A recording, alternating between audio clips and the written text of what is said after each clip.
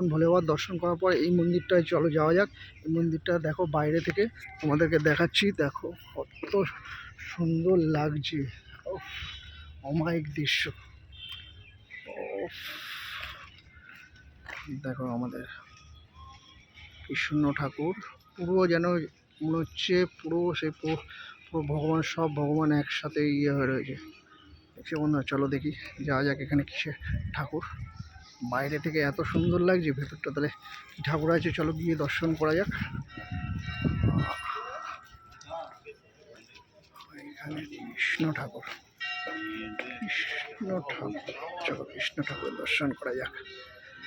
রাধে রাধে রাধে बोल सकता क्या पता थे, राधे राधे बोल सकता क्या पता।